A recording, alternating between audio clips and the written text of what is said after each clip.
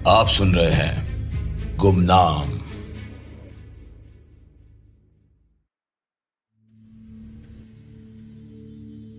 आयशा की जिंदगी में फिलहाल ये केस ही सब कुछ था। ऐसा अजीब केस उसने पहले कभी नहीं देखा था। आयशा इस वक्त इस केस के बारे में ही हर पल सोच रही है। उसके दिमाग में और कुछ भी नहीं चल रहा। इधर आयशा के साथ साथ शेखर की जिंदगी भी जैसे बदल रही थी। शेखर अपने आप को एक बेहतर पति और एक बेहतर पिता बनाने की कोशिश में हर वक्त लगा रहता है। शेखर की जिंदगी में कुछ ऐसी पहेलियां हैं जो वो आयशा और नायरा के सामने पेश नहीं करना चाहता। हर आदमी अपने साथ अपने कुछ ऐसे जज्बात लेकर चलता है जिसे वो जमाने को जल्दी दिखा नहीं सकता। शेखर के साथ भी सीन कुछ ऐसा ही था, लेकिन अभी तक हम ये नहीं पता लगा पाए कि आखिर वो जज्बात है कौन से। खैर, इसका पता तो जल्द लग ही जाएगा। अगले दिन आयशा पुलिस स्टेशन के लिए निकल रही थी कि इतने में उसने देखा कि उसकी स्कूटर स्टार्ट ही नहीं हो रही। उसने बार बार कोशिश की, लेकिन स्कूटर है कि चालू होने का नाम ही नहीं ले रही। अब आयशा को काम पे जाने में देरी हो रही थी। उसने शेखर को आवाज लगाई। शेखर नहा रहा था, इसलिए उसने आयशा की आवाज नहीं सुनी। आयशा अंदर जाती है और शेखर को बुलाती है। शेखर बाहर आता है और कहता है, क्या हुआ आयशा, तुम इतना चिल्ला क्यों रही हो? आयशा शेखर से कहती है, अरे मेरी स्कूटी खराब हो गई है, तुम जल्दी से तैयार हो जाओ ना। आज मुझे प्लीज काम पे छोड़ दो, वरना मैं लेट हो जाऊंगी। शेखर अचानक घबरा जाता है। वो आयशा से कहता है, पर मैं कैसे, मतलब? आयशा शेखर को रोकती है और कहती है कि शेखू, अब ये कैसे, क्या, क्यों करने के लिए मेरे पास वक्त नहीं है। तुम जल्दी से रेडी हो जाओ। नायरा शर्मा जी की बेटी के साथ चली जाएगी। मैं कह दूंगी भाभी जी से। ओफो, अब तुम खड़े क्या हो? जाओ जल्दी, कपड़े पहन के आओ। शेखर तैयार हो जाता है और आयशा को लेकर जाने लगता है, लेकिन ये अजीब सी घबराहट अभी भी उसके मन में चल रही होती है। आखिर शेखर आयशा को पुलिस स्टेशन छोड़ने जाने में इतना डर क्यों रहा है? ये बात तो समझ से बाहर है।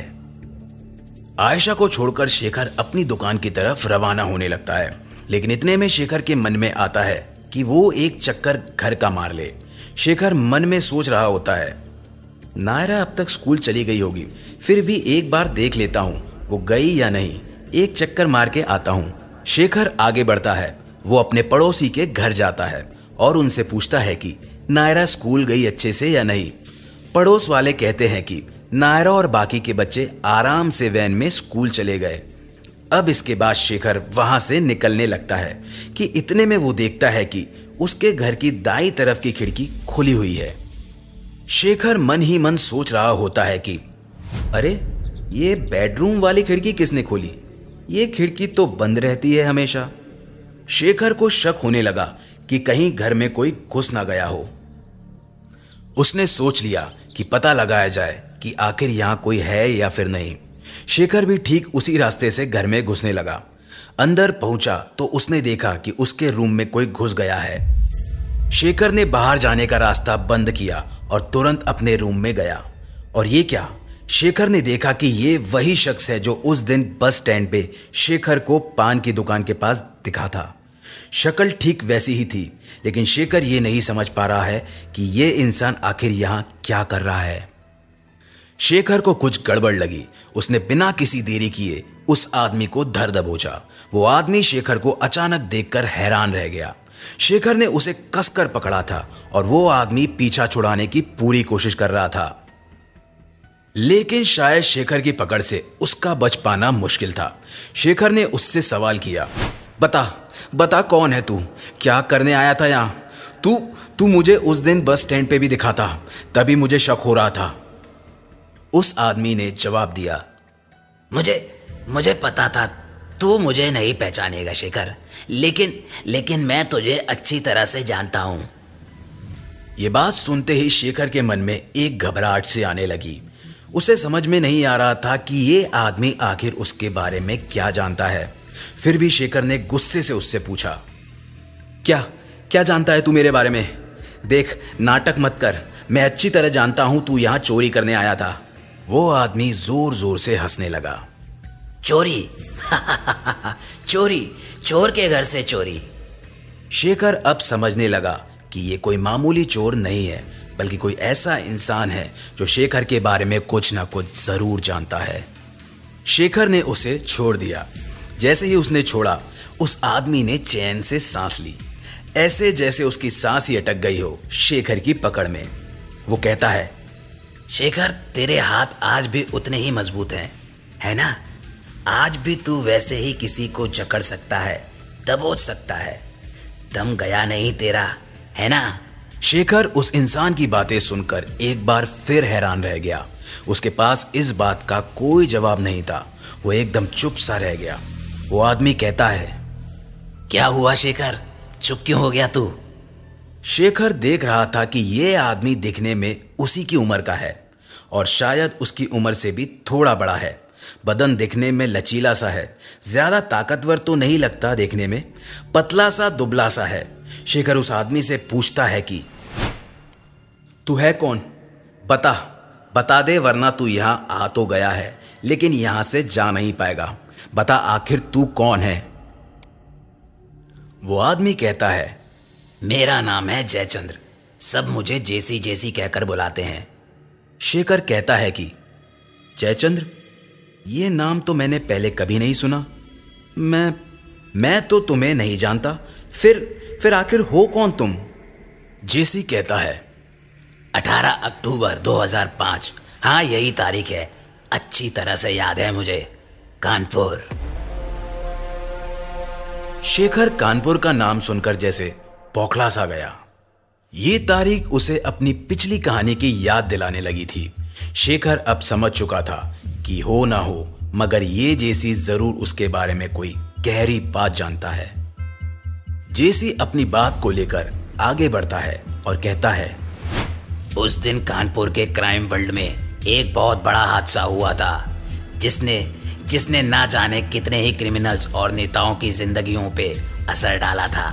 एक पुलिस ऑफिसर का मर्डर।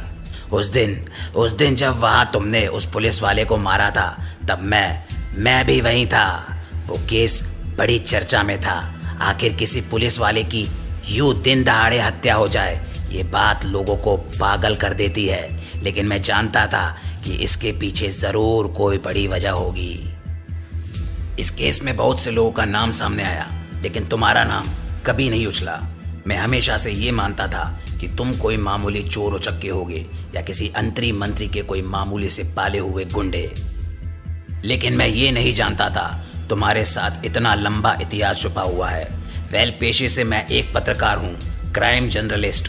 क्राइम स्टोरीज कवर करना और उनके पीछे की कहानियों और किस्सों को एक्सपोज करना, ये मेरा पेशा भी है और मेरा शौक भी।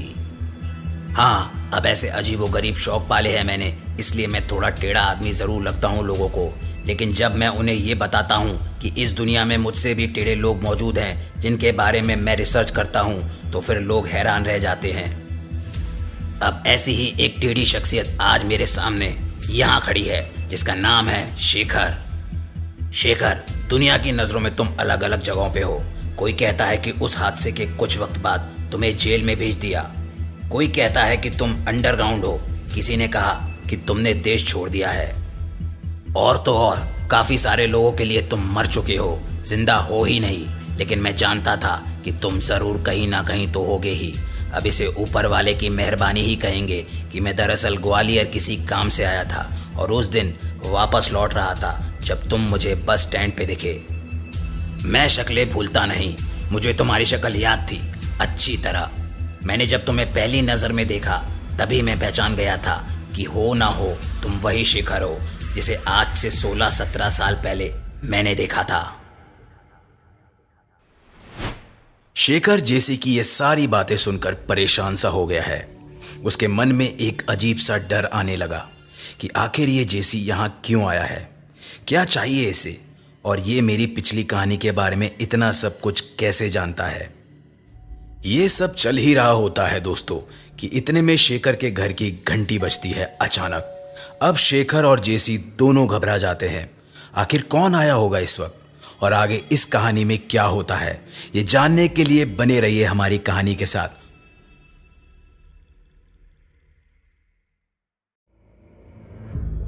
आप सुन रहे हैं गुमनाम।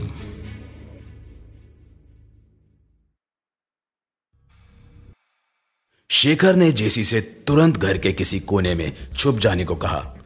जेसी भी मौके की नज़ाकत को समझ रहा था और ये जानता था कि अगर उसे यहाँ शेखर के अलावा किसी ने देख लिया तो बड़ी गड़बड़ हो जाएगी। इसलिए जेसी शेखर के रूम में जाकर अलमारी के पीछे छिप जाता है।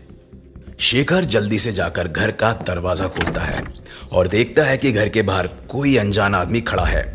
अब इस वक्त एक और अनजान आदमी को देखकर शेखर की तो जैसे धड़कनें बढ़ने लगती हैं। लेकिन इससे पहले कि शेखर इस आदमी से पूछे कि अब भला ये कौन है, वो आदमी खुद ही बता देता है कि वो दरअसल एक मैकेनिक है और उसे आयशा ने भेजा है स्कूटी लेकर जाने को और ठीक कराने को। शेखर उसे आयशा की स्कूटी की चाबी दे देता है और उसे कहता है कि वो स्कूटी ध्यान से ले जाए और अपना फ़ोन नंबर दे दे, जिससे कि स्कूटी ठीक होने की खबर शेखर ले सके। शेखर ने इसके बाद घर का दरवाज़ा बंद किया और तुरंत जेसी के पास गया। शेखर जेसी से कहता है कि बाहर आ जाओ, वो चला गया। जेसी बाहर आता है, लेकिन वो बाहर आते ही शॉक में आ गया। जेसी के शॉक का कारण दरअसल ये था कि उसने अचानक शेखर के हाथ में बंदूक देख ली। अब जेसी घबराने लगा। जेसी कहता है, ये क्या कर रहे हो शेखर? ये बंदूक नीचे रख दे।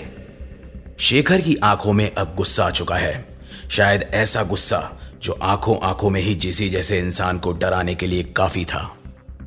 जेसी भले ही खतरों से खेलने का शौक रखता हो, लेकिन इस वक्त उसके पास कोई भी चारा नहीं था। शेखर बंदूक लेकर धीरे धीरे जेसी की तरफ बढ़ने लगा। जेसी की धड़कनें तेज होने लगी। वो शेखर से कहने लगा, देख शेखर, बचपना मत कर। मुझे मारकर तुझे कुछ भी नहीं मिलने वाला।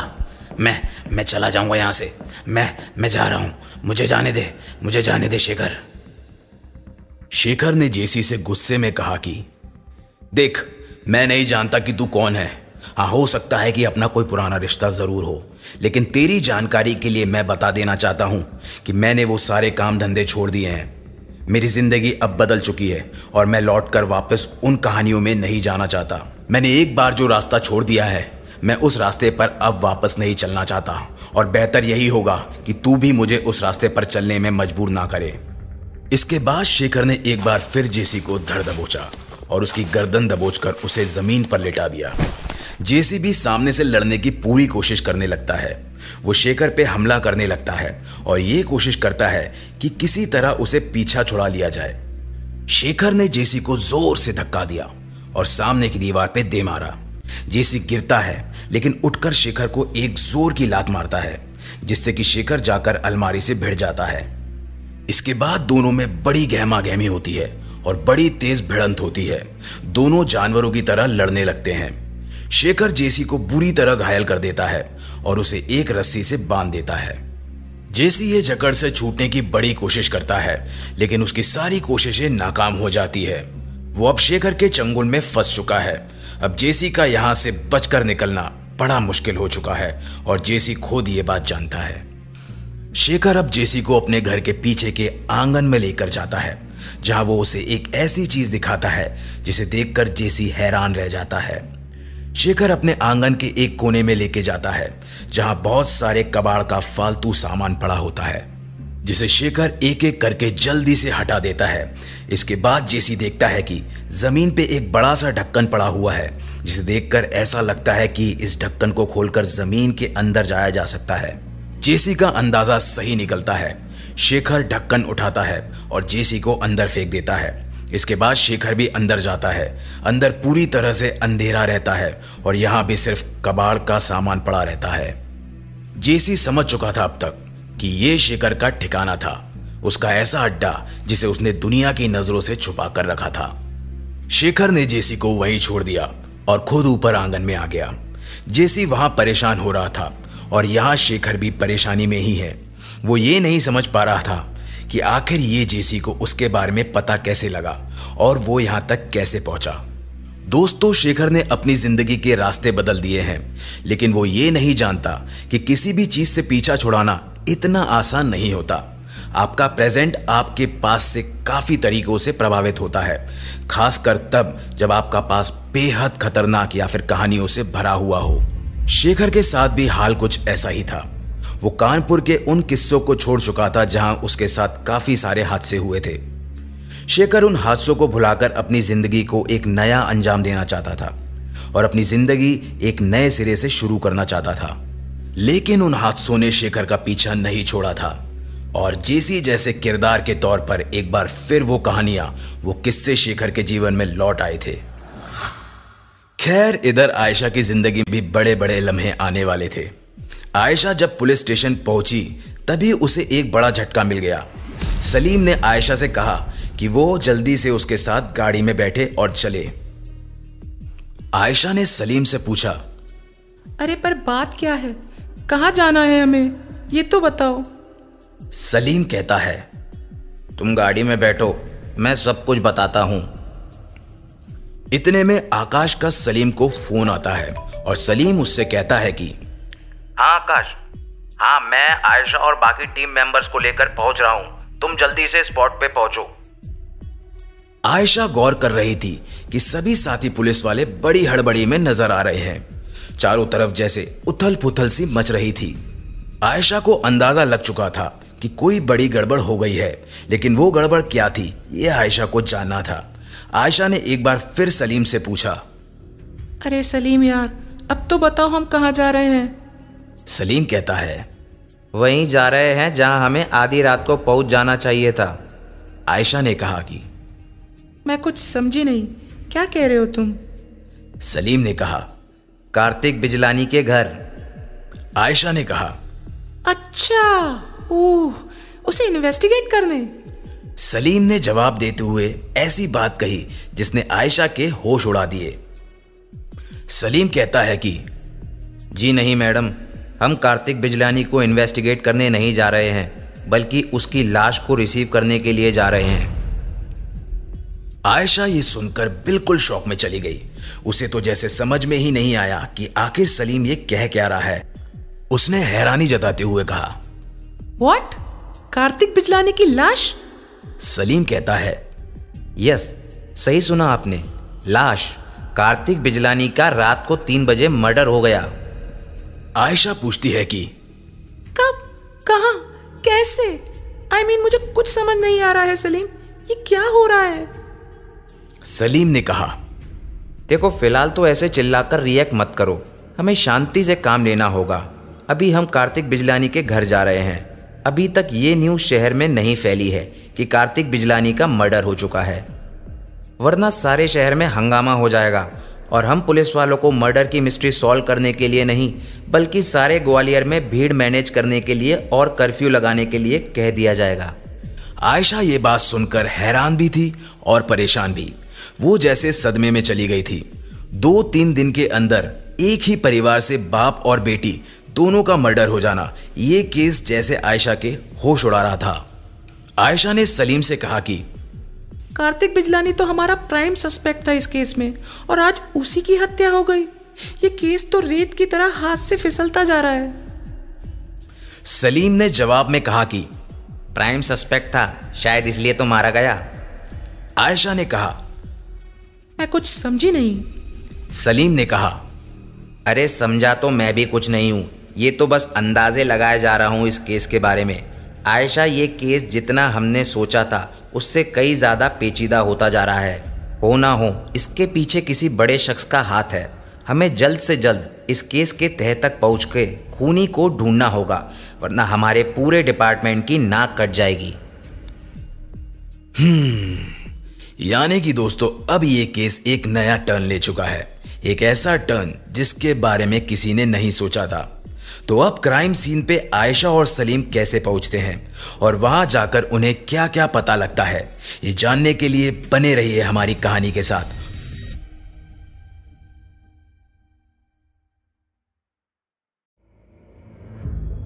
आप सुन रहे हैं गुमनाम।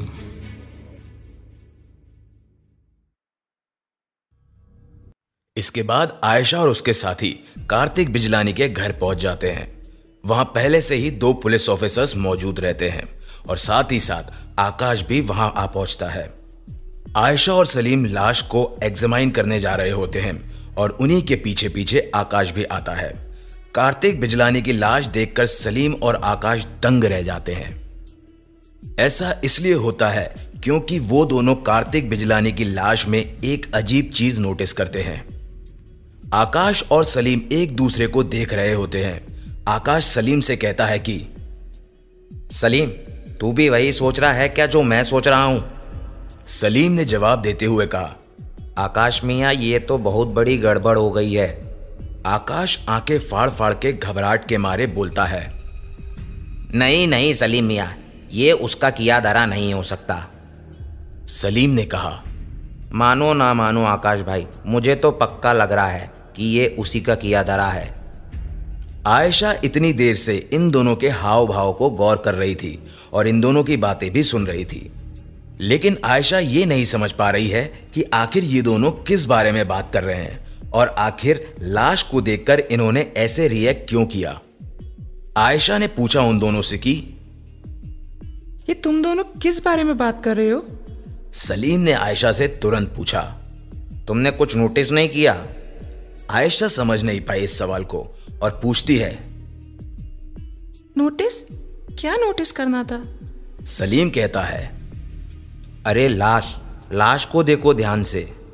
आयशा कहती है, ओ प्लीज, वैसे भी इतनी दर्दनाक मौत दी है किसी ने इसे, मुझसे तो देखा भी नहीं जा रहा, तुम ही देखो। मगर बात क्या है वो तो बताओ मुझे। इतने में आकाश आयशा से कहता है, तुमने देखा नहीं, लाश की थंबनेल गायब थी। आयशा ने आकाश की बात सुनकर लाश को देखा और यह पाया कि सचमुच लाश के हाथ के अंगूठे के नाखून निकाल लिए गए हैं, वो है ही नहीं। मगर आयशा इसके पीछे की थ्योरी को नहीं समझ पाई। उसने आकाश से पूछा कि हाँ, अंगूठे के नाखून तो निकाल दिए गए हैं, मगर इस बात पे इतनी हैरानी क्यों जता रहे हो तुम लोग? आकाश ने आयशा से कहा, तुम जानती नहीं हो आयशा, ये मर्डर ठीक वैसे ही किया गया है जैसे आज से 17-18 साल पहले कानपुर में हुए सीरियल मर्डर्स को अंजाम दिया जाता था।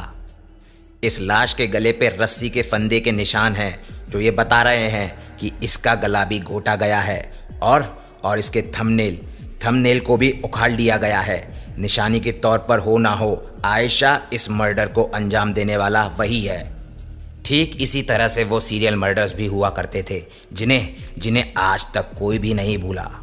आयशा ने बहुत से केसेस के बारे में सुना था, बट इस सीरियल मर्डर्स के बारे में शायद उसे ज्यादा कुछ पता नहीं था।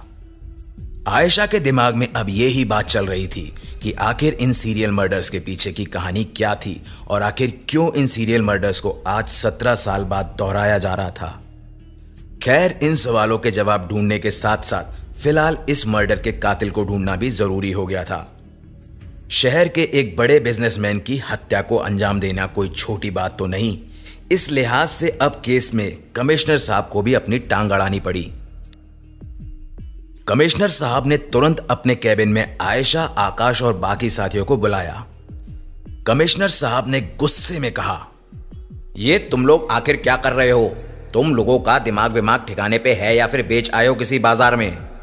अरे 3 दिन के अंदर अंदर इस शहर के नामचीन बिजनेसमैन के घर से बेटी गायब हो जाती है, फिर बेटी का मर्डर हो जाता है और फिर तीसरे दिन सुबह 3 बजे खुद उस बिजनेसमैन का मर्डर हो जाता है। और पुलिस क्या करती है? सिर्फ जाकर लाश रिसीव करती है और पोस्टमार्टम करती रह जाती है। अरे मैंने कहा था कि इस समय माहौल गरमाया हुआ है और क्राइम बढ़ता जा रहा है, फिर भी तुम लोग सावधान नहीं रह सके और इतना कुछ होने के बाद भी अभी तक तुम लोग ये नहीं पता लगा पाए हो कि आखिर इन सभी साजिशों के पीछे किसका हाथ है। Rubbish, disgusting. मैं सोच भी नहीं सकता था कि मेरे ऑफिसर्स इस तरह से नाकामयाब हो जाएंगे इस केस में। देखो, जनता को ऐसा नहीं लगना चाहिए कि हमारी पुलिस सिर्फ हाथ पे हाथ रखे हुए तमाशा देख रही है और आए दिन मर्डर्स होते जा रहे हैं। शहर को साफ रखने की जिम्मेदारी हम पुलिस वालों की ही है और इस केस ने कितना बवाल खड़ा कर दिया है ये तुम लोग जानते ही हो। अरे मीडिया, नेता, पब्लिक, व्यापारी सबके सब पुलिस का गला पकड़े हुए हैं। उधर कलेक्टर साहब और डीआईजी साहब का फ़ोन मुझे अलग परेशान कर रहा है। देखो यार, 100 बात की एक बात, I want this killer in my police station as soon as possible. बस, now you all may leave. Commissioner साहब का गुस्सा आयशा और उसके साथियों पर टूटा, जिसका टूटना वाजिब भी था। आखिर उन पर भी सिस्टम और डिपार्टमेंट का प्रेशर आ रहा था। अब शहर में इतने नामचीन लोगों की हत्या ऐसे सडनली हो जाए तो शहर का माहौल तो गड़बड़ा ही जाता है, और खासकर छोटे शहरों में हंगामा जल्दी पनपता है। किसी भी मुद्दे को पब्लिक सीरियसली ले सकती है और तमाशा खड़ा हो सकता है। खैर, कमिश्नर साहब की बातें सुनकर अब आयशा और उसके साथी भी परेशान हो चुके हैं। आकाश कहता है कि ये कमिश्नर साहब को तो लगता है कि हम लोग जादूगर हैं, कि बस जादू की छड़ी घुमाई और हमें पता लग जाएगा कि इस मर्डर के पीछे कौन है। अरे पुलिस वालों को क्या 4 आंखें दे देता है क्या ऊपर वाला? अरे जैसे दूसरे देखते हैं वैसे ही हमें भी दिखता है। अब आखिर कैसे पता लगाया जाए कि इस मर्डर के पीछे किसका हाथ है? और वैसे भी अगर ये केस उस कानपुर वाले सीरियल मर्डर का ही एक केस है, तब तो फिर भूल जाओ कि कातिल का पता लगाया जा सकता है। अरे पॉसिबल ही नहीं है, नॉट एट ऑल। सलीम ने आकाश की बात से सहमति जताते हुए कहा कि हाँ आकाश भाई, तुम सच कह रहे हो। उन सीरियल मर्डर्स का कातिल आज भी कहाँ है किसी को नहीं पता। कुछ लोग कहते हैं जेल में है, तो कुछ लोग कहते हैं कि वो मर चुका है और ये मर्डर हो ना हो उन सीरियल मर्डर्स की तरह ही किया गया है।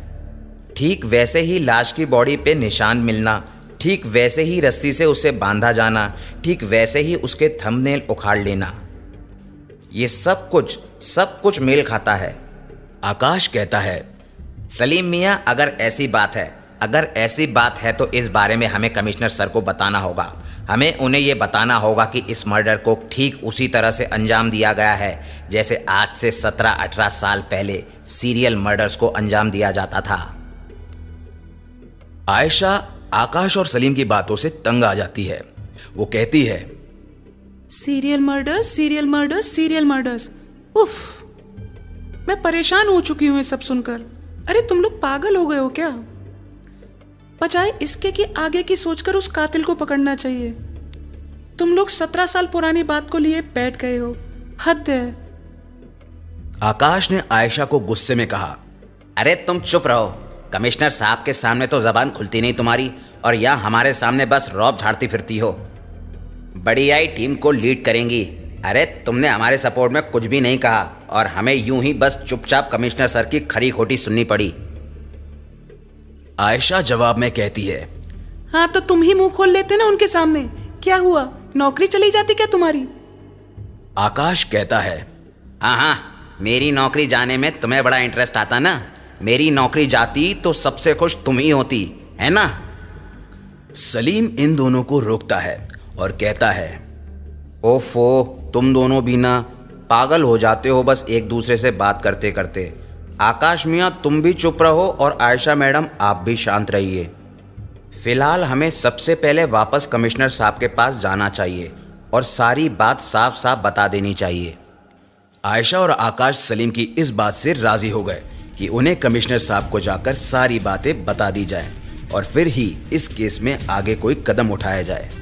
आयशा को अभी भी ये सीरियल मर्डर्स वाला कनेक्शन समझ में नहीं आ रहा था और वो जानना चाहती थी कि आखिर ये मर्डर उन मर्डर्स से मैच क्यों खा रहे हैं और किस लिए खा रहे हैं। आखिर क्या है ये 17 साल पुराना कनेक्शन और कैसे इस केस का सिलसिला आगे बढ़ता है, ये जानने के लिए जुड़े रहिए हमारी कहानी के साथ।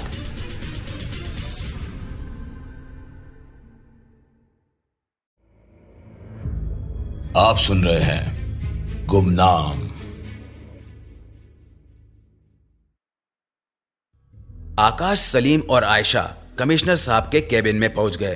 कमिश्नर साहब उनसे कहते हैं हाँ भैया बताओ, तुम तीनों यहाँ कैसे? कोई खास बात है? आकाश कमिश्नर साहब को थंबनेल वाली बात बताता है और उन्हें लाश पे पड़े हुए बाकी गहरे निशानों के बारे में भी बताता है। कमिश्नर साहब आकाश की सारी बातें गौर से सुन रहे होते हैं और फिर कहते हैं कि आकाश, क्या तुम श्योर हो कि इस मर्डर को ठीक उसी तरह से अंजाम दिया गया है? आकाश जवाब देते हुए कहता है जी सर, मैं श्योर हूं। मैंने और सलीम ने ठीक से बॉडी को एग्जामाइन किया था। हमने वो सब कुछ नोटिस किया था जो उन सीरियल मर्डर्स में हुआ करता था। सलीम भी इस बात से सहमति जताता है और आकाश की हाँ में हाँ मिला देता है। कमिश्नर साहब इसके बाद कहते हैं कि लेकिन क्या कार्तिक बिजलानी की बेटी की बॉडी पे भी ऐसे निशान देखने को मिले थे? सलीम ने इस बात का जवाब देते हुए कहा, नहीं सर, उनकी बेटी की लाश में तो हमें ऐसे कोई भी निशान नहीं मिले थे। कमिश्नर साहब ने कहा, तो फिर ऐसा कैसे हो सकता है कि एक इंसान की बेटी को किसी और ने मारा हो और उसे खुद किसी और ने? अरे भैया, अगर किसी की दुश्मनी होती तो वो दोनों को एक ही तरीके से मारता। तुम लोगों की बातों से तो यही साबित हो रहा है कि कार्तिक बिजलानी की बेटी को जिसने मारा और कार्तिक बिजलानी को जिसने मारा, ये दो अलग अलग लोग हैं। आकाश और सलीम अब खुद भी कंफ्यूज हो चुके थे। कमिश्नर साहब की इन बातों का जवाब उन दोनों के पास भी नहीं था, मगर आयशा इन बातों के पीछे की वजह शायद जान चुकी थी। उसने तुरंत कहा, सर मैं कुछ कहना चाहती हूँ। कमिश्नर साहब कहते हैं, हाँ बताओ आयशा, क्या कहना है तुम्हें? आयशा कहती है, सर हो सकता है कि कार्तिक बिजलानी की बेटी को मारने की साजिश कार्तिक बिजलानी को बेचैन करने के लिए और पुलिस को गुमराह करने के लिए की गई हो। शायद खूनी का असली टारगेट कार्तिक बिजलानी ही था, लेकिन अगर वो उसकी बेटी को अगवा करके मार देता तो इस तरह से वो पुलिस को भी गुमराह कर देता और कार्तिक बिजलानी को मारने के लिए भी उसे ज्यादा मेहनत नहीं करनी पड़ती। अब क्योंकि दोनों ही मर चुके हैं तो हमारे सस्पेक्ट्स भी खत्म हो गए और अब हमारे शक के दायरे में कोई इंसान है भी नहीं। सर ये खूनी जो कोई भी है बड़ा शातिर निकला है। ये अपने मकसद में कामयाब हो गया और हम अब इस केस की गुत्थी को सुलझाने के लिए परेशान हुए फिर रहे हैं। आयशा की बातें सभी को ठीक लगी। वो भले ही इस केस के कनेक्शन के बारे में कुछ भी न जानती हो, लेकिन उसने एक क्राइम को परखने की अपनी शक्ति से खूनी के मकसद तक पहुंचने की अपनी भरपूर कोशिश दिखाई है। कमिश्नर साहब आयशा से कहते हैं, हाँ हो सकता है आयशा, तुम ठीक कह रही हो, लेकिन जैसा कि आकाश और सलीम बता रहे हैं कि इस केस के तार सीधे सीधे 17 साल पुराने केसेस से मिलते जुलते हैं, तो ऐसे में तो ये केस बेहद संगीन होता चला जाएगा। मुझे डर है कि हम खूनी की तलाश में सक्सेसफुल हो भी पाएंगे या फिर नहीं। तुम्हें क्या लगता है? आयशा ने कमिश्नर साहब से कहा, सर मुझे तो 17 साल पहले वाले उस मामले के बारे में कुछ भी नहीं पता, मैं नहीं जानती। कमिश्नर साहब आयशा की ये बात सुनकर हैरान रह गए। वो कहते हैं, क्या तुमने उस केस के बारे में कभी नहीं सुना? अरे वो एक ऐसा केस था जिसने सारे कानपुर तो क्या सारे देश को हिलाकर रख दिया था। हमारे देश के क्राइम वर्ल्ड में शायद ही ऐसे कांड हुए होंगे जैसा उस वक्त कानपुर में हुआ था। और तुम्हें इस केस के बारे में कुछ भी नहीं पता? अरे नहीं पता तो पता करो, पता लगाओ कि आखिर ये सारी कहानियां क्या है और इस कहानी का आज के हमारे इस केस से आखिर क्या लेना देना है। आयशा समझ नहीं पाई कि इस पुराने केस में ऐसा क्या है जिसके पीछे सब हाथ धोकर पड़े हुए हैं। आयशा कमिश्नर साहब से कहती है, सर वो मैं पता लगा लूंगी, आप उसकी टेंशन मत लीजिए। लेकिन मेरा ये कहना था कि पीछे जाने के बजाय हमें आगे जाना चाहिए।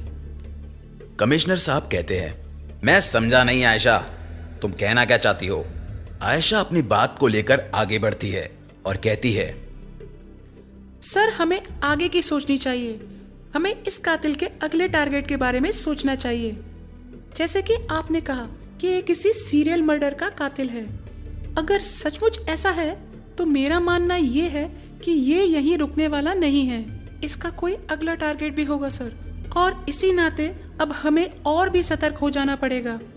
हमें अब पूरे तरीके से अलर्ट रहना होगा और शहर के वो तमाम इंसान जिनका किसी क्राइम से या किसी ऐसे केस से ताल्लुक हो जहां कुछ गड़बड़ है, उस इंसान की खबर हमें रखनी होगी। कमिश्नर साहब ने हैरानी जताते हुए कहा, लेकिन क्या ये पॉसिबल है? शहर के इतने सारे लोगों पर हम नजर कैसे रख सकते हैं? और वैसे भी इस कातिल का अगला टारगेट कौन है, कहाँ है, ये सब हमें कुछ भी नहीं पता। हमें इस बारे में पता लगाना होगा, पर कैसे? आओ। आयशा ने कहा, सर मुझे कुछ और लोगों की जरूरत होगी। हमें अब पुलिस वालों को ग्राउंड जीरो पे भेजना शुरू करना होगा। हमें उन्हें शहर के तमाम इलाकों में भेजना होगा और उन्हें ये ड्यूटी सौंपनी होगी कि वो उन इलाकों में होने वाली एक्टिविटीज पर अपनी पैनी नजर बनाए रखें। कहाँ क्या कामकाज चल रहा है, क्या व्यापार चल रहा है, कौन सी चोरी हो रही है, कौन सी लड़ाई हो रही है, इन सब की जानकारी पुलिस को रखनी होगी। और साथ ही शहर में इंस्टॉल हर सीसीटीवी कैमरे पे भी नजर रखनी होगी, जिससे हम शहर के भीड़ भाड़ वाले एरियाज पर भी अपनी नजर बनाए रखेंगे। इस कातिल का अगला टारगेट कौन है, कहाँ रहता है, क्या करता है, इस बारे में हम कुछ भी नहीं जानते।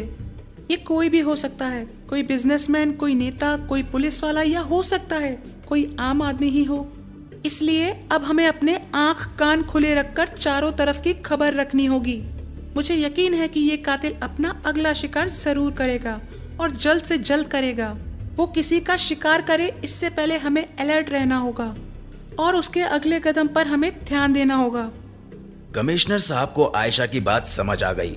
वो कहते हैं, तुम ठीक कह रही हो आयशा, हमें अब और पुरजोर तरीके से इस केस पर काम करना होगा। पुलिस को और भी ज्यादा अलर्ट रहना होगा। Come on guys, we have to be on our toes. इसके बाद आयशा और उसके साथी एक बार फिर मिशन पर लग जाते हैं और ये पता लगाने की कोशिश करते हैं कि इस कातिल का अगला टारगेट कौन होगा।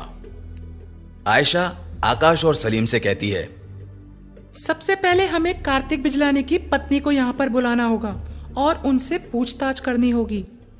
आकाश और सलीम भी इस बात पर राजी हो जाते हैं। आकाश कार्तिक बिजलानी की पत्नी का पता लगाकर उन्हें पुलिस स्टेशन ले आता है और आयशा के सामने पेश कर देता है। आयशा कार्तिक बिजलानी की पत्नी को गौर से देख रही होती है और वो काफी सारी चीजों पे ध्यान देती है। आयशा ने कार्तिक बिजलानी की बीवी से पहला सवाल किया और कहा, हाँ तो मिसेस पूजा बिजलानी, कैसी रही पार्टी? पूजा बिजलानी आयशा के इस सवाल को समझ नहीं पाती है। वो पूछती है, पार्टी? कैसी पार्टी? किस पार्टी की बात कर रही हैं आप मैडम? आयशा जवाब में कहती है, वही पार्टी जिससे आप अभी वापस लौटी हैं। पूजा बिजलानी आयशा के सवाल को समझ नहीं पाती है। वो ये जानना चाहती हैं कि आखिर आयशा के सवाल का इशारा किस तरफ जा रहा है। वो आयशा से कहती हैं, मैं तो किसी पार्टी से नहीं आई। आकाश वहां खड़ा था और वो भी आयशा और पूजा बिजलानी की बातों को ध्यान से सुन रहा था। उसको भी आयशा का ये सवाल सुनकर हैरानी हुई और वो भी नहीं समझ पाया। तो आखिर आयशा ने ये सवाल किस कारण से पूछा और कैसे इस मर्डर के पीछे की वजह से पुलिस आगे पहुंचती है, ये जानने के लिए बने रहिए हमारी कहानी के साथ।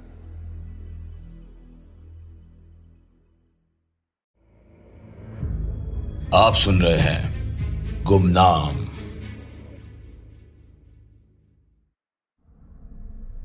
मिसेस बिजलानी ये सुनकर हैरान थी कि आखिर आयशा किस पार्टी की बात कर रही है। आयशा ने पूजा बिजलानी से कहा, तो आप किसी पार्टी से नहीं आई हैं, राइट? पूजा बिजलानी कहती है, जी नहीं।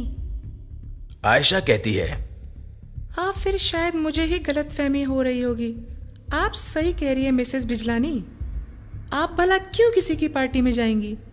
2 दिन पहले आपकी बेटी की मौत हुई है और आज ही आधी रात को आपके पति का इंतकाल हो गया। ऐसे में कोई पागल या सरफिरा इंसान ही होगा जो किसी खुशी के माहौल में जाएगा। मैं समझ सकती हूँ कि आपके ऊपर कितना बड़ा पहाड़ टूट पड़ा होगा। मैं समझती हूँ। मैं खुद भी एक माँ हूँ, एक पत्नी भी। मैं जानती हूँ कि एक औरत के लिए शायद सबसे बड़ी संपत्ति होती है उसका परिवार, और आपके परिवार का यूं इस तरह टूटकर बिखर जाना मुझे बड़ा दुख देता है। मैं मानती हूँ कि आप सच बोल रही हैं मिसेस बिजलानी। अच्छा जरा वो ग्लास पास करेंगी पानी का? आयशा के कहने पर मिसेस बिजलानी आयशा को पानी का ग्लास पकड़ाती है। जैसे ही वो उसे पानी का ग्लास थमाती हैं, ठीक वैसे ही आयशा मिसेस बिजलानी का हाथ पकड़ लेती है और अचानक कहती है, वाह कमाल है मिसेस बिजलानी, आपकी नेल पेंट तो बड़ी जच रही है। एक औरत होने के नाते तो पूजा बिजलानी को खुश होना चाहिए था कि उसे यहाँ उसके फैशन पर एक कॉम्प्लीमेंट मिला है, लेकिन न जाने क्यों आयशा का ये कॉम्प्लीमेंट सुनकर मिसेस बिजलानी और भी ज्यादा घबरा जाती हैं। आयशा आगे बढ़ते हुए कहती है, देखा आकाश, कितनी सुंदर नेल पेंट लगाई है मैडम ने। बिल्कुल फ्रेश स्मेल आ रही है इससे। लगता है ये कल रात या फिर आज सुबह ही लगाई गई है।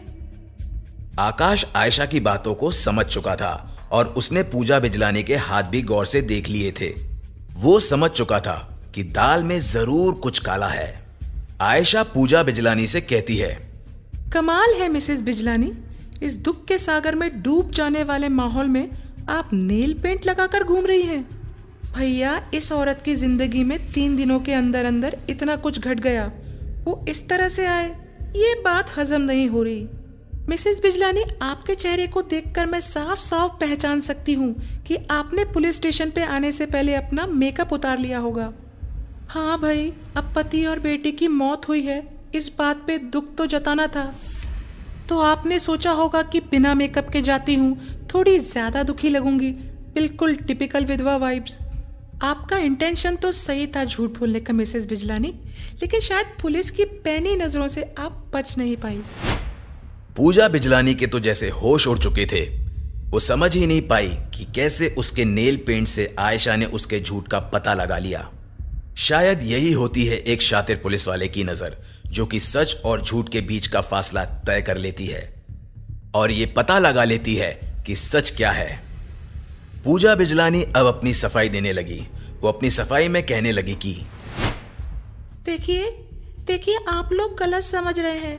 ये नेल पेंट मैंने जरूर लगाया है, लेकिन इसका कोई कनेक्शन मेरी बेटी की मौत से नहीं है, बिल्कुल भी नहीं है, और ना ही मेरे पति की मौत से। आप लोग प्लीज समझने की कोशिश कीजिए, मैं सच बोल रही हूँ। मुझे सचमुच इन हादसों के बारे में कुछ भी नहीं पता।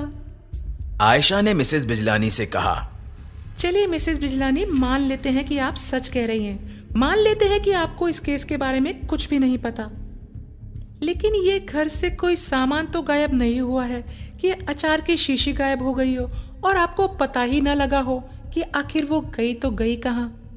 अरे भैया, आपकी बेटी और आपके पति को मार दिया जाता है 3 दिनों के अंदर अंदर, और आप कह रही हैं कि आप इस बारे में कुछ भी नहीं जानती।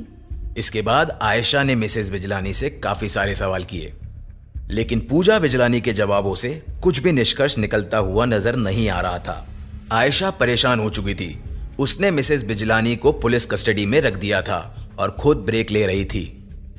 आकाश आयशा के साथ था और उसने आयशा से कहा, मुझे नहीं लगता कि पूजा बिजलानी को कुछ भी पता है। मैं समझता हूं कि वो शायद सही बोल रही है। कार्तिक बिजलानी के मर्डर के पीछे शायद उसका कोई हाथ नहीं है। आयशा ने गुस्से में कहा, क्या बात कर रहे हो तुम आकाश? एक औरत को अपने घर के बारे में, अपने परिवार के बारे में कुछ भी नहीं पता? ऐसा कैसे हो सकता है? मुझे तो अभी भी लग रहा है कि मिसेस बिजलानी हमसे कुछ छुपा रही हैं। आकाश आयशा की बात को ठुकराते हुए कहता है कि मगर आयशा, अगर वाकई मिसेस बिजलानी को कुछ पता होता या वो इस बारे में कुछ भी जानती होती तो अब तक वो तुम्हें बता देती। गुजरे 3 दिनों में एक भी बार वो पुलिस के पास नहीं आई। आज जब उनसे पूछताछ हुई तो उन्हें कुछ भी नहीं पता था। इन सब से तो यही साबित होता है कि इस मर्डर से उनका दूर दूर तक कोई रिश्ता नहीं है। आयशा आकाश की बातों को समझ जाती है, लेकिन आयशा को हैरानी है मिसेस बिजलानी के रवैये को लेकर, वो भी उनके रिश्ते की तरफ। दोस्तों, आप सब तो जानते ही हैं कि पति और पत्नी का रिश्ता ऐसा रिश्ता होता है जिसमें कि हर पल जैसे प्यार भरा होता है। हाँ, वक्त के साथ साथ ये प्यार थोड़ा कम ज्यादा होता रहता है, मगर अगर सचमुच पति पत्नी एक दूसरे को चाहते हैं तो वो हमेशा इस कोशिश में रहते हैं कि उनके बीच की नजदीकियां कभी कम ना हों और उनके दरमियान मोहब्बत बरकरार रहे। आयशा खुद भी शेखर के साथ ऐसे रिश्ते में है। उसे यकीन नहीं होता कि बिना प्यार के कैसे एक रिश्ता निभाया जा सकता है। जब कार्तिक बिजलानी और उनकी पत्नी जैसे लोगों की तरफ आयशा की नजर जाती है तो एक पत्नी होने के नाते आयशा डर जाती है। आयशा को यह महसूस होने लगता है कि कैसा होगा वो दिन जब उसके और शेखर के बीच कोई प्यार न बचे, कोई चाहत न बचे। ये ख्याल आयशा को डरा देता है, उसकी धड़कनों को बढ़ा देता है। दोस्तों, किसी भी रिश्ते की बुनियाद में अगर प्रेम की ईंट ना पड़े तो बुनियाद बड़ी कमजोर पड़ जाती है। चाहे वो कोई सा भी रिश्ता हो, माँ बाप से आपका रिश्ता हो या फिर किसी दोस्त से या किसी रिश्तेदार से या किसी गैर से या आपके जीवन साथी से ही।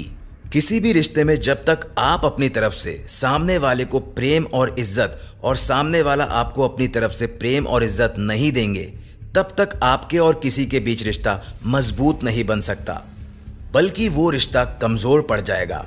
ठीक इसी तरह आयशा ये देख पा रही थी कि शायद मिस्टर एंड मिसेस बिजलानी का भी रिश्ता कमजोर पड़ चुका था। अपने पति की मौत से इस कदर बेखबर होना ये दर्शा रहा था कि शायद पूजा बिजलानी और कार्तिक बिजलानी के बीच काफी चीजें ऐसी थी जो कि ठीक नहीं थी, या कि जिन चीजों ने शायद बातों को बिगाड़ दिया था, और अब इस बात को आयशा को पता लगाना था। आयशा ने यह ठान लिया था कि उसे इस केस की तह तक पहुंचने के लिए शायद इस रिश्ते के तह तक पहुंचना पड़ेगा। किसी इंसान के अंदर क्या चल रहा है और उसके आसपास क्या चल रहा है, इसकी डीप एनालिसिस के लिए उस इंसान को गहराई से जानना बेहद जरूरी है। और आयशा को भी अब पूजा बिजलानी और कार्तिक बिजलानी की जिंदगी में घुसना था और गहराई से जानना था कि आखिर वो क्या वजह थी जिसने आज वक्त को ये दिन दिखलाने पर मजबूर कर दिया था। और इधर पुलिस भी अपना काम जोरों शोरों से कर रही थी। पुलिस ने इस केस के और इस किलर के बारे में सब कुछ पता लगाने के लिए अपने हाथ पांव खोल दिए थे। तो क्या होता है इस केस का अंजाम और इस केस की कहानी कैसे आगे बढ़ती है, ये जानने के लिए बने रहिए हमारी कहानी के साथ।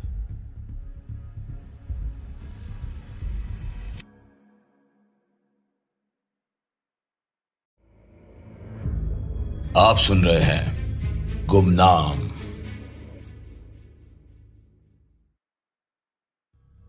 आयशा उधर केस की जांच पड़ताल में लग गई थी। इधर शेखर ने भी जांच पड़ताल शुरू कर दी थी। उसने जेसी के बारे में काफी कुछ पता लगा लिया था और साथ में उसके फोन को ट्रेस करके उसके कॉल्स का पता भी शेखर लगा चुका था, मगर मेन मुद्दे तक शेखर नहीं पहुंच पाया था।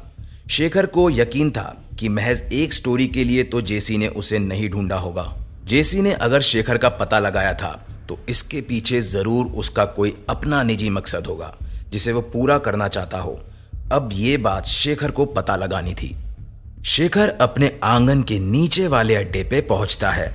शेखर का ये अड्डा किसी बेसमेंट की ही तरह है जहां रोशनी कम रहती है, कबाड़ का सामान पड़ा रहता है और इस जगह पे यूजुअली घर के लोग नहीं जाते। शेखर और आयशा एक पुलिस क्वार्टर में रहते थे। पुलिस क्वार्टर्स में अक्सर घर के आगे पीछे काफी स्पेस दिया जाता है। कहीं बागीचे होते हैं तो कहीं पर आंगन होते हैं। शेखर के घर के पीछे भी ये आंगन था, जिसे वैसे तो शेखर और आयशा ने स्टोर रूम जैसा बना दिया था, जहां पर सिर्फ कबाड़ का सामान और घर का अननेसेसरी कचरा जमा किया जा सके। मगर ये बेसमेंट कोई आम बेसमेंट तो था नहीं, बल्कि ये तो शेखर का अड्डा था, जिसे पिछले 3 दिनों में जेसी कैद होते हुए भली भांति देख चुका था। जेसी इस जगह को पूरी तरह भांप चुका था। इधर शेखर अपने अड्डे में पहुंचता है और देखता है कि जेसी सो रहा है। वो जेसी के मुंह पर जोर से पानी फेंक कर मारता है। जेसी अचानक अपने ऊपर ये पानी की बौछार से जैसे बौखला सा जाता है। वो डर जाता है। वो डर के उठता है और चीखने लगता है, लेकिन उसकी आवाज भी नहीं निकलती क्योंकि शेखर ने उसके मुंह पे पट्टी बांध कर रख दी थी। शेखर ने देखा कि जेसी जोर जोर से चीख रहा है। वो समझ गया कि वो कुछ कहना चाहता है। शेखर ने जेसी के मुंह पर बांधी हुई पट्टी को हटाया। जेसी को ऐसा लगा जैसे उसे उसकी जिंदगी मिल गई हो। जेसी ने लंबी राहत की सांस ली। जेसी ने शेखर से कहा कि प्लीज शेखर, मुझे यहां से निकाल दे, प्लीज। शेखर ने फट से जेसी का गला दबाया और उसे कहा, मैं जानता हूं कि तू यहां सिर्फ अपनी स्टोरी को पूरा करने के लिए नहीं आया था। अब जल्दी से बता कि तेरा यहां आने का क्या मकसद था, वरना तेरी जबान ज्यादा देर तक नहीं चल पाएगी। जेसी ने शेखर के हाथ में उस्तरा देखा। जेसी ये देखकर और डर गया। वो घबरा गया कि कहीं शेखर सचमुच उस उस्तरे से उसे कोई चोट ना पहुंचा दे, कहीं शेखर उसकी जान न ले ले। शेखर और जोर से चिल्लाता है जेसी पर और उसे गुस्से से कहता है, देख जेसी, मैं दोबारा नहीं बोलूंगा।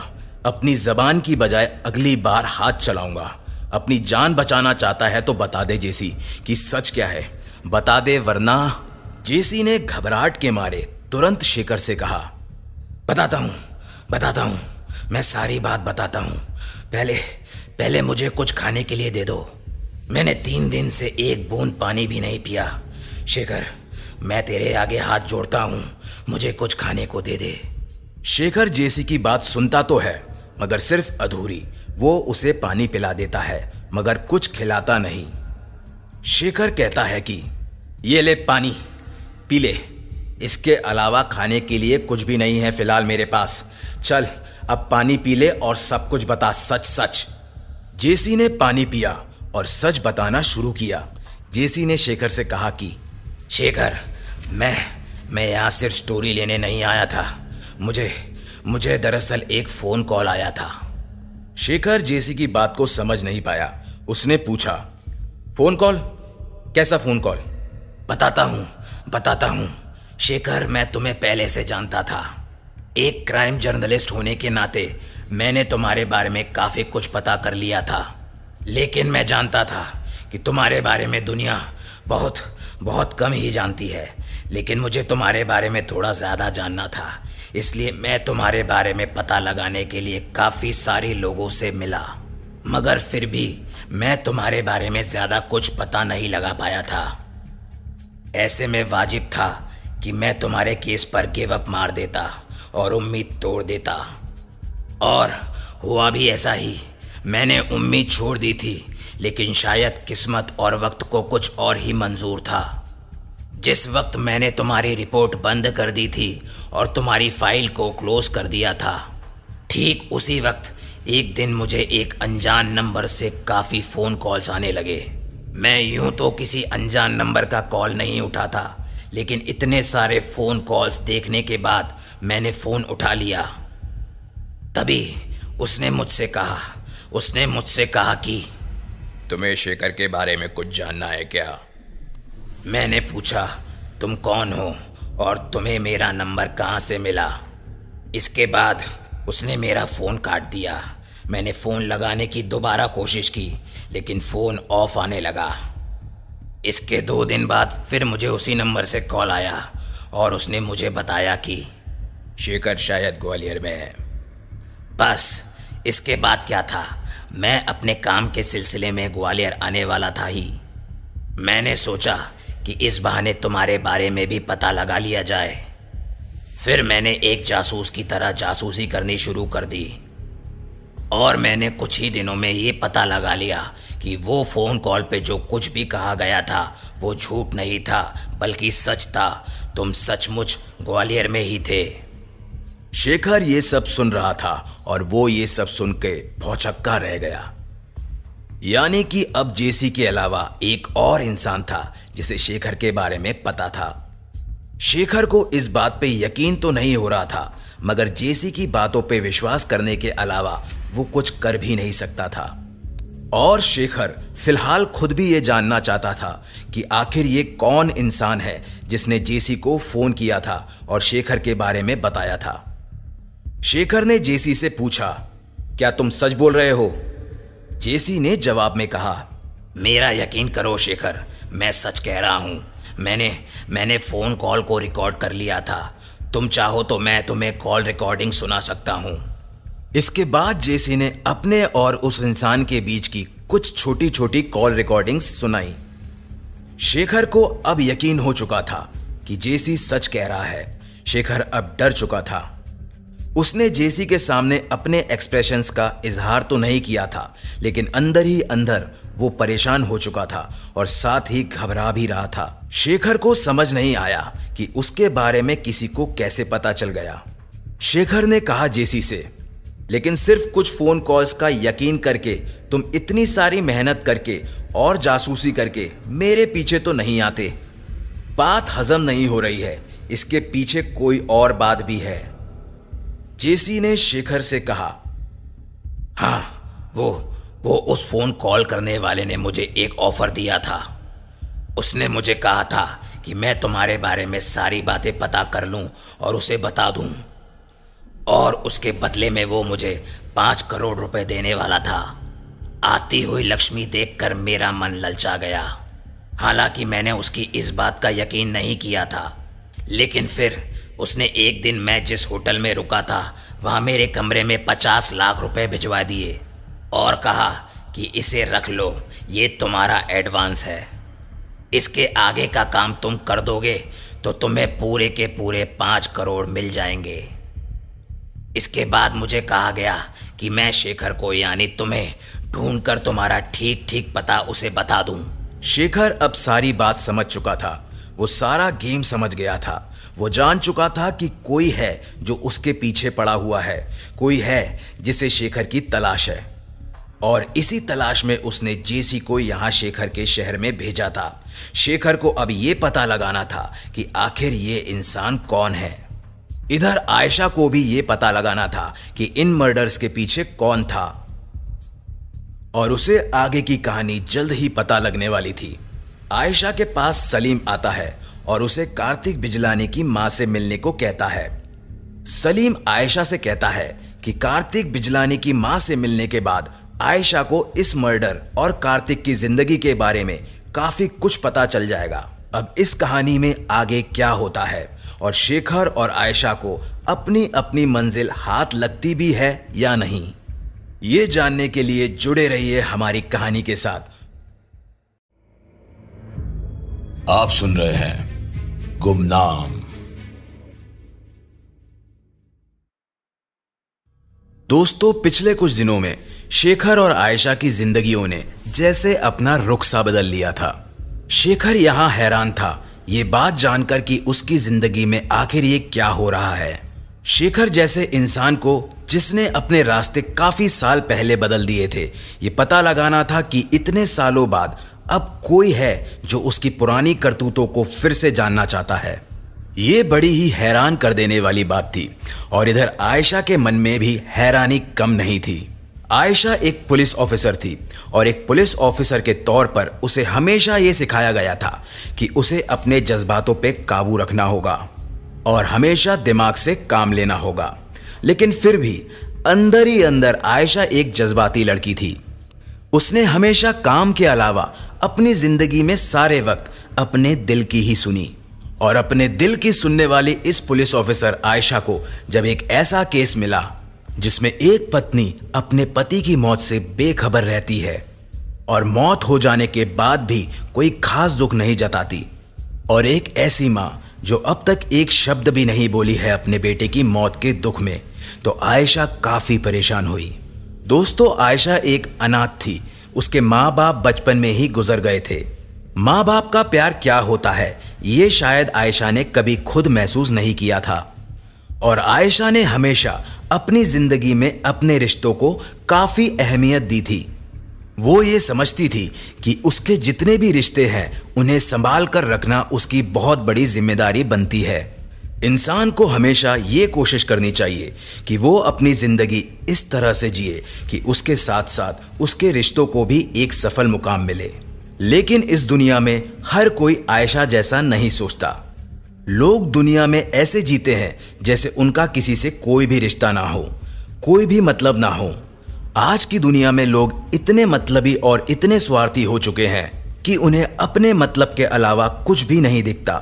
लोग आज की दुनिया में दूसरों की परवाह नहीं करते, अपने रिश्तों को तवज्जो नहीं देते, अपने रिश्तों को संभालते नहीं हैं। अब ऐसे कलयुग के रिश्तों को देखकर आयशा जैसे लोगों को बड़ी हैरानी होती है। आयशा आकाश और सलीम के साथ में कार्तिक बिजलानी की मां से मिलने जाती है। मिलते ही उनके आशीर्वाद लेती है। आयशा ने बिजलानी साहब की मां से सबसे पहला सवाल ये किया, क्या आप अपने बेटे से प्यार करती थी? अब वैसे देखा जाए दोस्तों तो आयशा के किए गए सवाल का कोई तुक नहीं बनता था। ये सवाल तो जैसे बड़ा ऑब्वियस सा सवाल था। अब भाई कोई भी माँ अपने बेटे से प्यार तो करेगी ही। आयशा को इस सवाल का जवाब हाँ ही मिलना था। फिर भी आखिर आयशा ने ये सवाल क्यों पूछा? आकाश और सलीम भी आयशा के इस सवाल से हैरान थे। वो समझ ही नहीं पाए कि आयशा आखिर इतना आसान सवाल क्यों पूछ रही है। खैर, उन्होंने सोचा कि शुरुआत किसी भारी सवाल से ना हो, इसलिए ये एक सैंपल क्वेश्चन दे दिया है। मगर मजा तो तब आया जब इस सवाल पर उन्होंने और आयशा ने बिजलानी साहब की मां का रिएक्शन देखा। बिजलानी साहब की मां के जैसे होश उड़ चुके थे ये सवाल सुनकर। वो काफी घबराई हुई लग रही थी। उनके माथे से जैसे पसीना छूटने लगा। बिजलानी साहब की मां ने कहा, वो मैं। आयशा बिजलानी साहब की मां की फिसलती जबान से ये अंदाजा लगा चुकी थी कि आखिर वो अपने बेटे से कितना प्यार करती थी। एक मां अगर सचमुच अपने बेटे से प्यार करती होगी तो इस सवाल का तुरंत जवाब दे देगी, बिना किसी झिझक के। बेटे से प्यार करने पर कैसा सवाल, और सवाल हो भी तो उसका जवाब देने में झिझक। यह बात आयशा को उसके सवाल का जवाब देने के लिए काफी थी। आयशा ने तुरंत माजी से कहा कि खैर वो सब छोड़िए, मुझे मेरा जवाब मिल गया। आप ये बताइए कि जिस रात को आपकी पोती संजना गायब हुई थी, उस रात को आप घर पे थी या फिर नहीं? माँ जी ने जवाब देते हुए कहा कि जी हाँ, मैं उस वक्त घर पे ही थी। इसके बाद आयशा ने पूछा, तो आपको तो पता ही होगा कि उस रात क्या हुआ था। आप हमें प्लीज बताएंगे कि उस रात क्या हुआ था? बिजलानी साहब की मां ने जवाब दिया कि एक बूढ़ी औरत जो अपने पैरों पे खड़ी भी नहीं हो सकती, क्या ही पता होगा मैडम। मैं तो जैसे इस घर में बस अपने दिन गिन रही हूँ। मैंने बहुत कुछ मांगा था ऊपर वाले से, ऊपर वाले ने बहुत कुछ दिया भी, मगर उस बहुत कुछ के साथ साथ बहुत कुछ ऐसा भी था जो ऊपर वाले ने मुझे नहीं दिया। खैर, मैं उस रात की बात करती हूँ। उस वक्त मैं आराम कर रही थी और अपने बिस्तर पे सोई हुई थी कि इतने में संजना बिटिया मेरे पास आई। उसने मुझसे कहा कि दादी, पापा से कोई अंकल मिलने आए हैं। मैं जानती थी कि उस वक्त मेरा बेटा घर पर नहीं था। मैंने अपनी पोती से कहा कि उनसे कह दे कि पापा घर पर नहीं है। इसके बाद नीचे से मेरी पोती के चीखने की आवाज़ आई और फिर जो हुआ वो तो आप जानती ही है। मैं चाह के भी क्या करती, मैं उठकर दौड़ भी नहीं सकती थी अपनी पोती को बचाने के लिए। एक कमज़ोर आदमी चाहे भी ना तो अपने सामने दिख रहे हालात को कभी नहीं बदल सकता। मुझ जैसे लोगों को हालात का गुलाम होना पड़ता है। मैंने नौकर को आवाज़ लगाई, किसी ने नहीं सुना। मैं खूब चिल्लाई। जैसे तैसे व्हीलचेयर के सहारे मैंने नीचे आने की कोशिश भी की, मगर पूरे घर में कोई भी नहीं था। इसके बाद माँ जी और जोर से रोने लगी। आयशा ने उन्हें अपने आंसू पोंछने को कहा और उन्हें गले लगा लिया और ये कोशिश की कि उनका दर्द बांट सके। अब तक आयशा ये तो जान चुकी थी कि इस मर्डर के पीछे कोई और था। आयशा का शक सही निकला था। जिसने भी इस कत्ल को अंजाम दिया है, उसका असली टारगेट दरअसल कार्तिक बिजलानी ही था। उसी को खोजते हुए वो यहाँ उसके घर पर आया था, लेकिन वो नहीं मिला, इसलिए उसने संजना को अगवा कर लिया। या फिर संजना उसके बारे में कोई ऐसी चीज जान गई हो जिससे कि उसके राज खुलने का डर हो, इसलिए उस कातिल ने संजना को भी मार डाला। आयशा ने माजी से अगला सवाल किया कि माजी, आप मुझे ये बताइए कि आपके घर का माहौल कैसा था। माहौल से मेरा मतलब है रिश्तों का माहौल। क्या आपके बेटे और बहू के बीच में झगड़े होते थे या फिर वो लोग प्यार से रहते थे? ये बड़ा सवाल किया था आयशा ने। आयशा इससे पता लगाना चाहती थी कि कार्तिक बिजलानी के घर में क्या चल रहा था। वो उसकी मानसिक हालत को पहचानना चाहती थी। माँ जी ने जवाब देते हुए कहा, मैंने कभी उन दोनों से नहीं पूछा और ना ही उन दोनों ने मुझे कभी बताया इस बारे में कि उनकी शादीशुदा जिंदगी कैसी चल रही है। लेकिन मुझे हमेशा ये लगता रहा कि इनके बीच सब कुछ पहले जैसा नहीं है। आयशा ने तुरंत पूछा, ऐसा क्यों लगा आपको? माँ जी जवाब देते हुए कहती है, बेटा, जब एक घर में ही रहने वाले लोग किसी अजनबी की तरह रहते हो और किसी अजनबी की तरह ही मिलते जुलते हो तो जिसको कुछ नहीं लगता उसे भी काफी कुछ लगने लग जाता है। आगे बढ़ते हुए माजी ने कहा कि मैं हमेशा यही चाहती थी कि मेरे बेटे और मेरी बहू के बीच के रिश्ते अच्छे ही रहे, लेकिन इंसान जैसा चाहता है हमेशा उसके साथ ऐसा ही हो, ये मुमकिन नहीं है। मेरे बेटे ने बिजनेस से बढ़कर किसी को जगह नहीं दी। अपने बाप की अर्थी उठाने तक के लिए वो नहीं आया था। मेरे पति मरने की हालत में थे। मैं घर पर अकेली पड़ गई थी और ना ही मेरे बेटे को फुर्सत थी और ना ही मेरी बहू को। मुझे कहता है कि माँ हमें वक्त नहीं मिला। मैं समझ गई थी कि ये दोनों अपनी दौलत के पीछे भागने की लत में इन दोनों को कुछ भी नजर नहीं आएगा। खैर, मैं तो माँ थी, क्या ही करती। माँ तो अपने बच्चों को हर गलती पे माफ कर देती है, सो मैंने भी कर ही दिया। बेटी, मेरा परिवार तो काफी समय पहले ही खत्म हो चुका था। अब तो बस उसके नमूने मिले हैं दुनिया को। और हाँ बेटा, तुमने मुझसे एक सवाल किया था ना कि क्या मैं अपने बेटे से प्यार करती थी।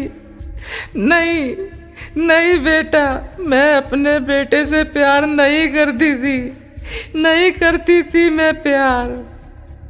आयशा को अपने सारे जवाब जैसे मिल चुके थे। वो समझ चुकी थी कि दौलत के पीछे भागने के चक्कर में मिस्टर एंड मिसेस बिजलानी ने अपनी जिंदगियां जुदा कर ली थी। दोनों को ही दौलत के अलावा और कुछ नहीं दिखता था। जैसे कि आयशा ने सोचा था वैसा ही हुआ। ये लोग पूरे तरीके से मतलबी थे। आयशा ये सब सोच रही होती है कि इतने में उसे कमिश्नर साहब का फोन आ जाता है और वो कहते हैं कि Ayesha, I need you in my cabin right now. मेरे पास कुछ है तुम्हें दिखाने के लिए। आखिर क्या है ऐसा जिसके लिए कमिश्नर साहब ने आयशा को बुलाया है और इस केस की गाड़ी आगे कैसे बढ़ती है, ये जानने के लिए जुड़े रहिए हमारी कहानी के साथ।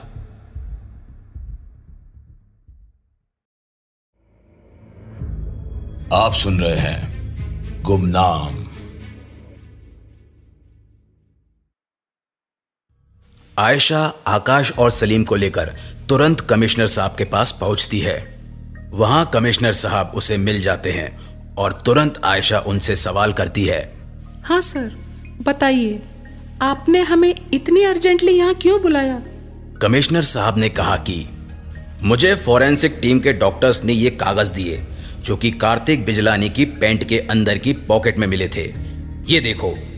आकाश कमिश्नर साहब के हाथ से कागज ले लेता है और टेबल पर रखता है और पेपर देखते ही सब हैरान रह जाते हैं। आकाश हैरानी के मारे कहता है कि ये क्या, डिवोर्स पेपर्स, वो भी कार्तिक बिजलानी के साइन के साथ? कमिश्नर साहब कहते हैं, जी हाँ, डिवोर्स पेपर्स, वो भी कार्तिक बिजलानी के सिग्नेचर के साथ। सलीम कमिश्नर साहब से कहता है कि तो इसका मतलब मिस्टर एंड मिसेस बिजलानी का तलाक होने वाला था, मगर ये बात हमें पूजा बिजलानी ने तो बताई ही नहीं थी इंक्वायरी में।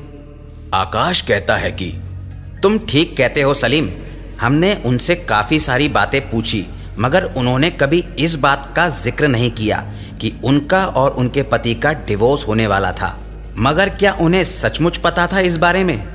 मेरा मतलब है ऐसा भी तो हो सकता है ना कि उन्हें इस बात की खबर ही ना हो, क्योंकि देखिए ना सर, यहाँ इस पेपर में पूजा बिजलानी के सिग्नेचर भी नहीं है, सिर्फ कार्तिक बिजलानी ने ही साइन किया है इसे। इस बात पे आयशा ने जवाब दिया कि ऐसा नहीं हो सकता है आकाश। ऐसा कैसे हो सकता है कि किसी पति पत्नी के बीच बात इतनी बिगड़ जाए कि डिवोर्स होने वाला हो और पत्नी को इस बारे में पता ही ना हो? मैं नहीं मानती कि ऐसा हो सकता है। कमिश्नर साहब इसके बाद कहते हैं, और एक चीज और देखो, कार्तिक बिजलानी के ऑफिस की रिकॉर्डिंग, उसके ऑफिस में सीसीटीवी कैमरेज लगे हुए हैं। उसके कैबिन को छोड़कर लगभग हर जगह जिस दिन उसका कत्ल हुआ था, ये फुटेज उसके ठीक पहले की है। इसमें वो ऑफिस से निकल रहा है और ये ध्यान से देखो, उसने अपने साथ गन रखी है और वेपन्स रखने का कोई भी लाइसेंस कार्तिक बिजलानी के पास नहीं था। ये हमारी टीम पता लगा चुकी है। आयशा कमिश्नर साहब से कहती है कि सर, मुझे तो कुछ भी समझ में नहीं आ रहा है कि आखिर ये हो क्या रहा है। हम सब कुछ जान भी रहे हैं और कुछ नहीं भी। हमें इस केस से जुड़ी इधर उधर की तमाम इंफॉर्मेशंस मिल रही हैं, लेकिन हम फिर भी उस किलर तक नहीं पहुंच पा रहे हैं। ये डिवोर्स पेपर्स हमें मिल भी गए तो क्या, ये फुटेज भी हमें मिल गई तो क्या। सर, इन सब को हम कोर्ट में पेश तो कर सकते हैं, लेकिन सर, पेश करेंगे तो आखिर करेंगे किसके खिलाफ? हमारा टारगेट ही हमारी पकड़ से दूर है। हम सिर्फ कंफ्यूज हुए जा रहे हैं। आकाश आयशा की बात को काटते हुए कहता है कि तो तुम ही बताओ क्या करना चाहिए हमें? इंक्वायरी करना या इन्वेस्टिगेट करना छोड़ दें? आयशा ने तुरंत कहा कि मेरा वो मतलब नहीं था। इतने में कमिश्नर साहब कहते हैं, रिलैक्स गाइस, रिलैक्स। देखो आयशा, मैं समझता हूं कि हम अगर ऐसे सिर्फ इस केस में इर्द गिर्द घूमते रहे और किलर को ढूंढने की तरफ आगे नहीं बढ़े तो किलर हमारी पकड़ से दूर भाग जाएगा। मगर हमारे पास और कोई ऑप्शन भी तो नहीं है। अभी तक हम सिर्फ ये पता लगा पाए हैं कि कार्तिक बिजलानी बेहद अय्याश किस्म का इंसान था। उसके बिजनेस लोन्स बहुत सारे थे। उसके घर में उसकी बीवी के साथ रिश्ते अच्छे नहीं थे। उसकी बीवी भी उसके मौत की खबर सुनकर बिल्कुल बेपरवाह रहती है। हम बस इसमें उलझे जा रहे हैं कि वो कब आता था, किससे मिलता था, कहाँ रहता था। That's all, we are just getting confused. इतने में कमिश्नर साहब के कैबिन में एक आदमी आता है जो कहता है कि मे आई कम इन सर? कमिश्नर साहब ने कहा, अरे सुरेश, आओ आओ। उस आदमी ने कहा, सर, वो आपने कार्तिक बिजलानी के फ़ोन को टैप करके उसकी कॉल डिटेल्स निकालने को कहा था। ये लीजिए सर, हमारे पास जो इन्फॉर्मेशन है उसके अनुसार ये 2 नंबर्स पर मैंने सर्किल लगाए हैं रेड पेन से। सर, इन 2 नंबर से कार्तिक बिजलानी ने कुछ ज़्यादा ही कॉल्स किए हैं। हालांकि इसकी कॉल रिकॉर्डिंग्स हमें नहीं मिल पाई है। हमने अननोन नंबर से इन दोनों नंबर्स पर काफ़ी फ़ोन लगाने की कोशिश की, मगर दोनों ही नंबर्स बंद आ रहे थे। मगर आई एम श्योर कि इन दोनों नंबर से कुछ तो लेना देना था मिस्टर बिजलानी का।